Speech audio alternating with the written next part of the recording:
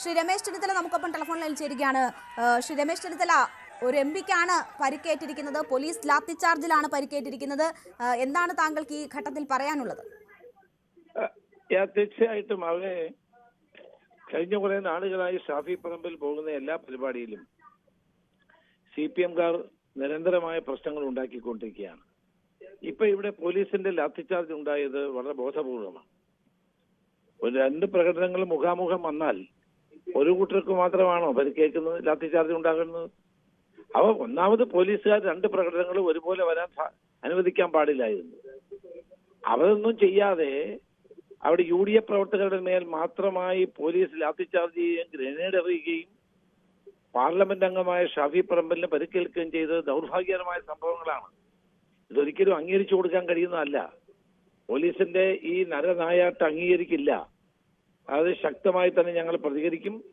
കേരളം ഒട്ടാകെ അതിന്റെ പ്രതിഷേധം ഉണ്ടാകും എന്നുകൂടി ഞാൻ പറയാൻ ആഗ്രഹിക്കുന്നു. ഈ ലാത്തിചാർജിൽ ഞാൻ ശക്തമായ പ്രതിഷേധം രേഖപ്പെടുത്തുന്നു. ഒരു പാർലമെന്റ് അംഗത്തിന് പോലും കേരളത്തിൽ സ്വച്ഛമായി പ്രവർത്തിക്കാൻ, സമാധാനപരമായി തന്നെ ഇടപെടാൻ കഴിയാത്തൊരവസ്ഥയാണ് എന്നുള്ളതല്ലേ ഇത് തെളിയിക്കുന്നത്? ശ്രീ രമേശ് ചെന്നിത്തല, ഈ അല്പം മുൻപ് ഡിവൈഎഫ്ഐ നേതാവ് വി വസീഫ് നമ്മളോട് പ്രതികരിച്ചപ്പോൾ പറഞ്ഞത് ബോധപൂർവം ഇങ്ങനെ ഒരു സാഹചര്യം സൃഷ്ടിച്ചെടുക്കാൻ പോലീസിന് മേൽ പ്രകോപനം സൃഷ്ടിക്കുകയായിരുന്നു എന്നതാണ്. അങ്ങനെയുള്ള നേതാക്കളെ കോൺഗ്രസ് നിലയ്ക്ക് നിർത്തണം എന്നതാണ് വസീഫ് പറഞ്ഞത്. അല്ല, ഞാൻ അവർക്ക് മറുപടി ഒന്നും പറയാൻ ആഗ്രഹിക്കുന്നത്. ഞങ്ങൾ പോലീസുകാരെ പറ്റിയാണ് പറഞ്ഞത്. അപ്പൊ അതിന്റെ അർത്ഥം ഡിവൈഎഫ്ഐ പറഞ്ഞിട്ടാണ് പോലീസ് പ്രവർത്തിക്കുന്നത് എന്നുള്ളതല്ലേ? ഇവിടെ പോലീസാണ് മർദ്ദിച്ചത്. തീർച്ചയായിട്ടും അങ്ങനെ മർദ്ദിച്ച പോലീസ് ഉദ്യോഗസ്ഥന്മാരുടെ ഇടയിൽ നേർക്ക് നടപടി ഉണ്ടാകണം. അതാണ് എനിക്ക് പറയാനുള്ളത്. ശരി, വളരെ നന്ദി ശ്രീ രമേശ് ചെന്നിത്തല. ഈ അവസരത്തിൽ ഞങ്ങളോട് സഹകരിച്ചതിന്. പോലീസുകാർക്കെതിരെ നടപടി വേണം എന്നതാണ് ശ്രീ രമേശ് ചെന്നിത്തല ആവശ്യപ്പെടുന്നത്. ബോധപൂർവം പ്രശ്നങ്ങൾ സൃഷ്ടിക്കാനുള്ള ശ്രമം നടക്കുന്നു, അത് ആവർത്തിച്ചുണ്ടാകുന്നു എന്ന കാര്യം കൂടി അദ്ദേഹം ചൂണ്ടിക്കാട്ടുന്നു. ഒരു പാർലമെന്റ് അംഗത്തിന് പോലും പ്രവർത്തിക്കാൻ ആവശ്യമായ സാഹചര്യം സൃഷ്ടിക്കപ്പെടുന്നില്ല എന്നതിലേക്ക് കൂടി അദ്ദേഹം ശ്രദ്ധ ക്ഷണിക്കുകയാണ്. എന്തായാലും വലിയ വ്യാപകമായ, സംസ്ഥാന വ്യാപകമായ പ്രതിഷേധത്തിലേക്ക് തന്നെ UDF നീങ്ങുന്നു എന്ന് വേണം മനസ്സിലാക്കാൻ. ഡാൻ കുര്യൻ നമുക്കൊപ്പം തുടരുന്നുണ്ട്. ഡാൻ, കേൾക്കാമോ? തീർച്ചയായിട്ടും ഒരു കാര്യം ഡാൻ, ഇവിടെ ഇപ്പോൾ ഇത് ബോധപൂർവം സൃഷ്ടിച്ചെടുത്തതാണ്.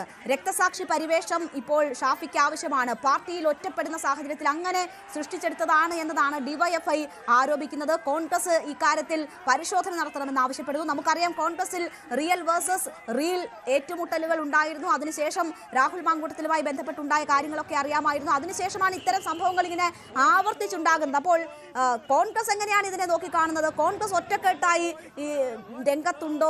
ഷാഫിക്ക് പരിക്കേറ്റ വിഷയത്തിൽ സംസ്ഥാന വ്യാപകമായ പ്രതിഷേധത്തിലേക്ക് നീങ്ങുമ്പോൾ UDF-ഉം കോൺഗ്രസും ഒക്കെ ഒറ്റക്കെട്ടാണോ? അവിടെ ഷാഫി പറമ്പിൽ മാത്രമല്ല, DCC പ്രസിഡന്റ് പ്രവീൺ കുമാർ ഉണ്ട്. അതോടൊപ്പം യുവ നേതാവ് KM അഭിജിത്ത് ഉൾപ്പെടെയുള്ളവരുണ്ട്. അവർക്കൊക്കെ പരിക്കേറ്റിട്ടുണ്ട് എന്നുള്ള വിവരങ്ങളാണ് പുറത്തു വരുന്നത്. അതുകൊണ്ട് തന്നെയാണ് കോൺഗ്രസ് നേതൃത്വം ഈ വിഷയത്തെ വളരെ ഗൗരവത്തോടെ നോക്കിക്കാണുന്ന ഒരു സാഹചര്യത്തിലേക്ക് കാര്യങ്ങൾ എത്തിയിരിക്കുന്നതും. രേണുക സൂചിപ്പിച്ചത് വളരെ പ്രസക്തമായ കാര്യമാണ്.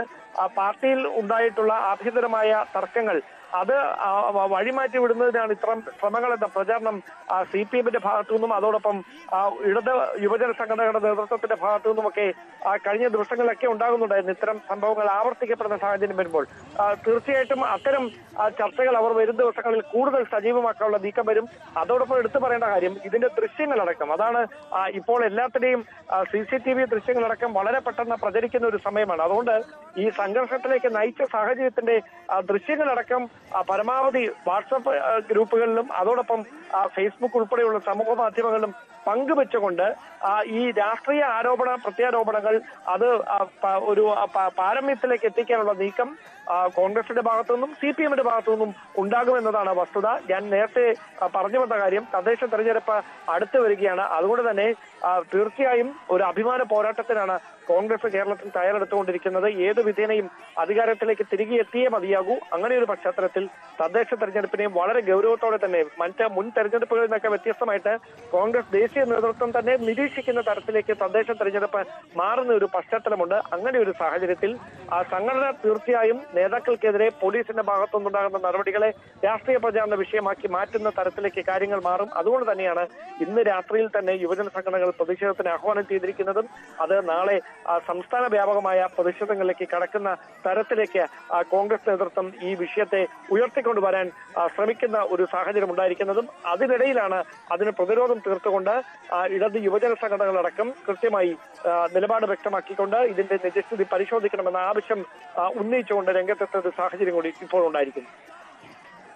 ഡാൻ കുര്യനാണ് വിവരങ്ങൾ നൽകിയത്. എന്തായാലും പ്രതിപക്ഷത്തിനെ അടിച്ചമർത്താൻ ശ്രമിക്കുന്നു എന്നതാണ് ഇപ്പോൾ അവർ ഉന്നയിക്കുന്ന കാര്യം. 2 മാർച്ചുകൾ അത് മുഖാമുഖം വരാൻ പോലും പോലീസ് അനുവദിക്കരുതായിരുന്നു. പക്ഷേ അങ്ങനെ ഒരു സാഹചര്യം സൃഷ്ടിച്ചുകൊണ്ട് വ്യാപകമായ അക്രമം പോലീസിന്റെ ഭാഗത്തു നിന്നും ഉണ്ടാവുകയായിരുന്നു. എങ്ങനെയാണ് ഒരു സംഘർഷത്തിൽ UDF പ്രവർത്തകർക്ക് മാത്രം പരിക്കേൽക്കുന്ന സാഹചര്യം ഉണ്ടാകുന്നത് എന്നതുൾപ്പെടെയുള്ള ചോദ്യങ്ങളാണ് ഉയരുന്നത്. നമുക്ക് ആ സംഭവങ്ങളുടെ പോലീസുമായുള്ള വാക്കുതർക്കം തുടങ്ങുന്ന ദൃശ്യങ്ങൾ കൂടി ഒന്ന് കണ്ടിട്ട് തിരിച്ചെത്താം. DCC പ്രസിഡന്റും പോലീസും തമ്മിൽ വാക്കുതർക്കം ഉണ്ടാകുന്നതാണ്. അവിടെയാണ് എല്ലാത്തിന്റെയും തുടക്കം. ഉണ്ടായിരിക്കുമെന്ന് പറയാൻ ആഗ്രഹിക്കുന്നു. എന്തിനെ കൊണ്ട് വാർത്ത മറച്ചാലും ഈ സ്വർണം കണ്ടവരെ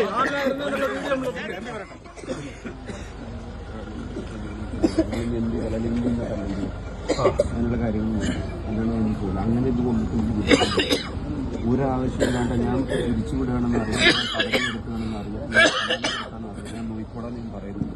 നിങ്ങൾ ഇവിടെ വന്ന് മുത്തൂര് അപ്പോൾ ഇവിടെ മുത്തൂര് തിരിയുമ്പോഴേക്കല്ലേ ഇദ്ദേഹം അടിക്കുന്നത്.